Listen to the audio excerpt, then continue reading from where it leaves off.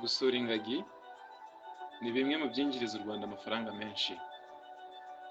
Ibi birori ubusanzwe bitegurwa ku rwego rw'igihugu kandi cyane, bikabera mu murenge wa Kinigi mu karere ka Musanze.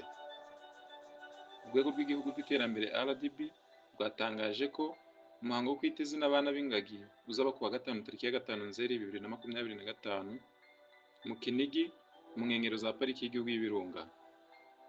Uyu mwaka ibirori bizaba ku nshuro ya 20, gusa byagombaga kuba umwaka washize birasubikwa kuko mu gihugu hari hagaragaye icyorezo cya Marburg.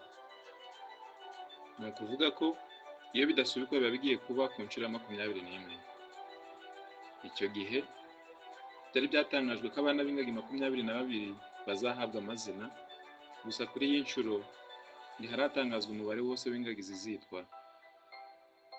Impamvu nyamukuru yo kwita izina abana b'ingagi ni ukubahiriza iterambere ry'ingagi ndetse Mountain Gorilla binyuze mu kuziha amazina, bikaba kandi igikorwa cyo kwishimira no guha agaciro urusobe rw'ibinyabuzima no gushimira abaturage n'abandi bafatanyabikorwa muri koperative n'ubukerarugendo. Kwita izina kandi bifasha kumenya no gukurikirana buri ngagi, bikanagira uruhare mu guteza imbere ubukerarugendo bwo kureba ingagi, bukazana imari yo gukomeza kuzibungabunga ndetse no kubungabunga ibyaremwe.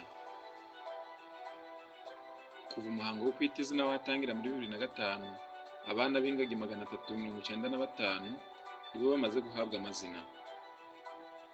Muri 2024 umusaruro w'ubukerarugendo bw'u Rwanda wiyongereyeho 4.3% ugera kuri miliyoni 647 y'amadolari y'Amerika, bitewe n'ahanini n'ubwiyongere bw'abasura ingagi bazamutseho 27%.